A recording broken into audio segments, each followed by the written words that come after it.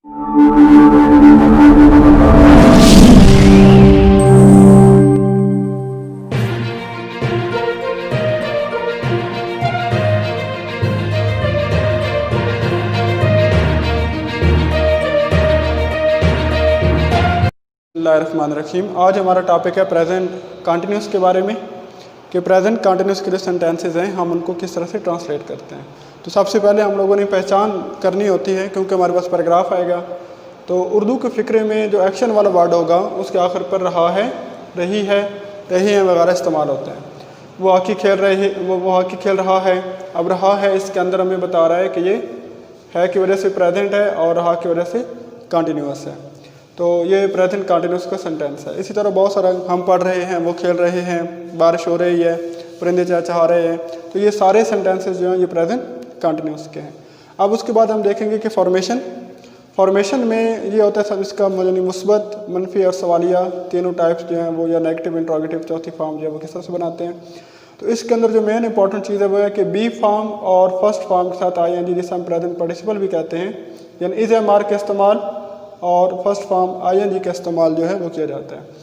Active voice के sentence में जहाँ पर भी रहा आएगा उसको ट्रांसलेट करने के लिए हम फर्स्ट फॉर्म के साथ आईएनजी यानी प्रेजेंट पार्टिसिपल का इस्तेमाल करते हैं। और है जो है वो क्योंकि टेंस का मार्कर है, प्रेजेंट को शो कर रहा है, उसके लिए हम इज, एम और आर लगाएंगे। अब इस कहाँ लगाना है, एम कहाँ लगाना है, तो और आर कहाँ लगाना है। आई के लिए एम मखसूस है, बाकी सिंगुलर अगर ही, शीट वगैरह होंगे ये कुछ सिंगुलर नाउन होगा, असलम या अकरम वगैरह, उनके साथ हम इस लगाएंगे, he is, she is, Aslam is. और आर जो है वो हम लोग जो प्लूरल हमारे पास होते हैं, यू के साथ, वी के साथ, दे के साथ, या बॉयज़, स्टूडेंट्स, इनके साथ हम लोग आर का इस्तेमाल करेंगे। ये मुस्बत सेंटेंस हम लोग इस तरह से बनाएंगे, यानी सब्जेक्ट शुरू में आएगा, उसके बाद according to subject helping verb लगाएंगे और उसके बाद आईएनजी का फर्स्ट फॉर्म के साथ आईएनजी का इजाफा करेंगे।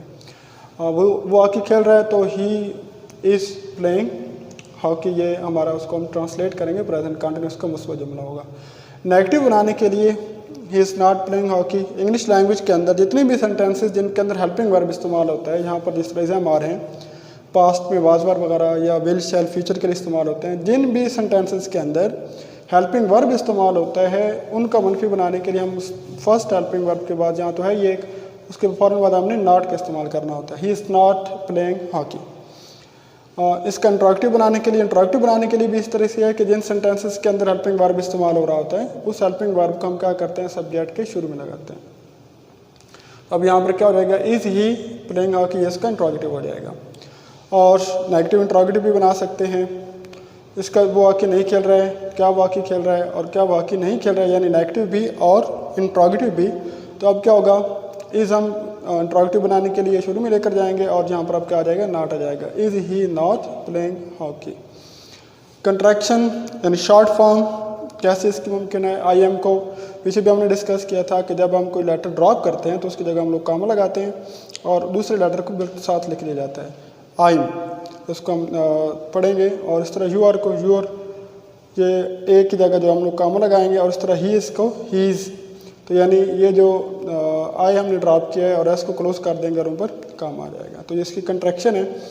और नेक्स्ट हमारे पास अब है कि स्पेलिंग नोट्स, ये इसमें इंपॉर्टेंट है कि पहले तो वो तमाम ऐसे वर्ब जिनके साथ हमने आईएनजी का इजाफा करना होता है, अगर उनके आखिर पे ई का लेटर आ रहा हो तो हम क्या करते हैं, उस ई को ड्रॉप करते हैं और फिर उसके साथ आईएनजी का इजाफा करते हैं। अब हेट के अंदर हमने पहले ई को ड्रॉप किया और उसके बाद हमने आईएनजी का इजाफा किया। तो आर्ग्यू, ई या इसको हमने ड्रॉप किया और उसके बाद हमने आईएनजी का इजाफा किया, आर्ग्यू। तो वो तमाम ऐसे वर्ब जिनके आखिर में ई आ रहा होता है उनको ड्रॉप करके आईएनजी का इजाफा किया जाता है। हाँ, इसमें कुछ एक्सेप्शनल केसेस हैं, चंद स्पेसिफिक वर्ब हैं जिनके साथ हम लोगों ने ई को ड्रॉप नहीं करना होता। डाई, एज बतौर वर्ब जब इस्तेमाल होगा तो फिर हम क्या करेंगे, डाइंग के अंदर ई जो हमने उसको रिटेन किया है और उसके साथ आईएनजी का इजाफा किया है।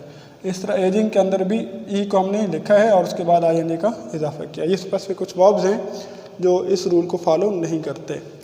और थर्ड जो हमारे पास है स्पेलिंग के बारे में, इस प्रेजेंट पार्टिसिपल बनाने के लिए हमें ये माइंड में रखना होता है कि अगर वर्ब मोनोसिलेबिक हो, मोनोसिलेबिक का मतलब यह है कि एक सिलेबल पर मुश्तमिल हो, और सिलेबल क्या होता है, वो छोटे से छोटा पार्ट जिसको हम ज़बान की एक हरकत से अदा कर सकें। A word, or a part of a word that is spoken with a single effort of the voice.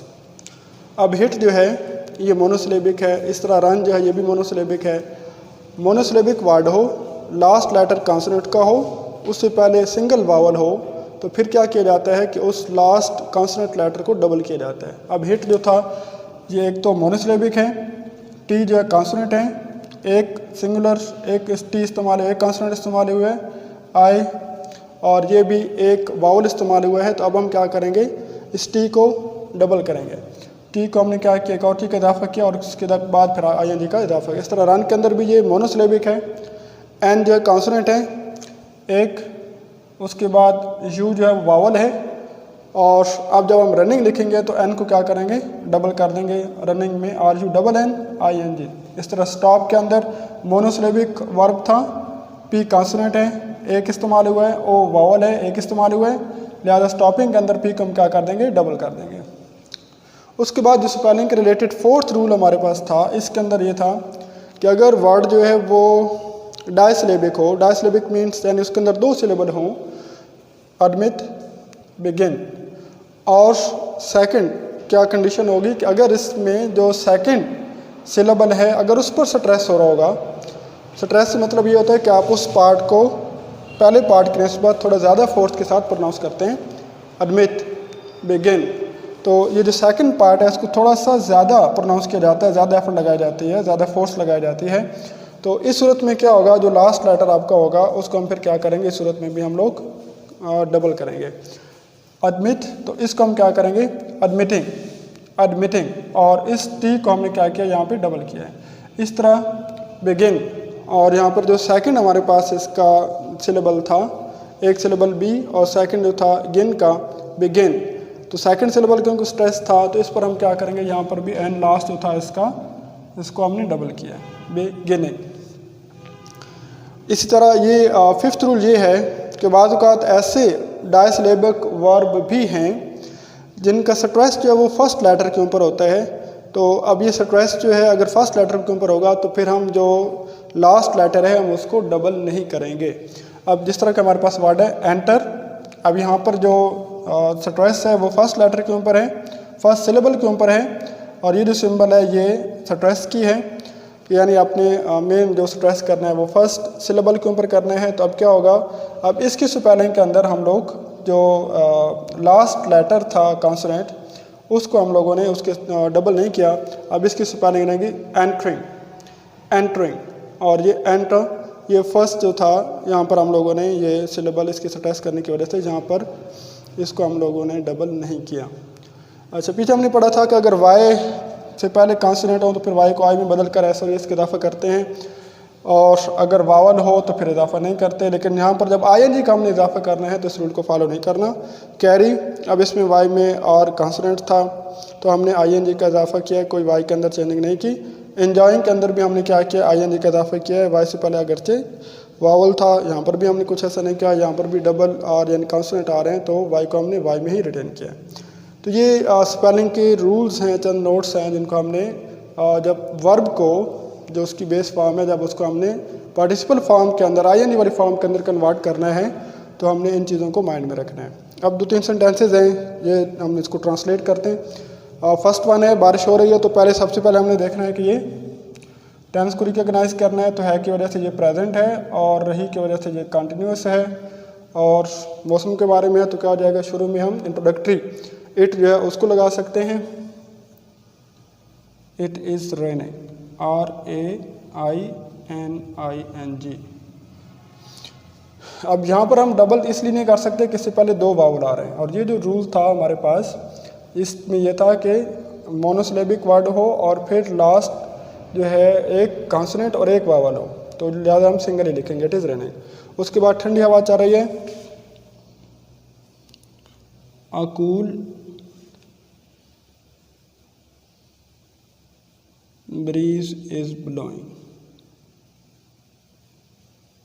या it is blowing a cool breeze, तब भी ठीक है। और बाग में फूल खिल रहे हैं, अब यहाँ पर भी हैं की वजह से ये प्रेजेंट के है और रहे की वजह से ये कंटिन्यूस को शो कर रहे हैं, और मेन चीज़ क्या है, फूल खिल रहे हैं, तो सबसे पहले हम इसको ट्रांसलेट करेंगे, फ्लावर्स और ब्लॉसमिंग, बाग में, वेयर एंड पे जाएगा, इन द गार्डन।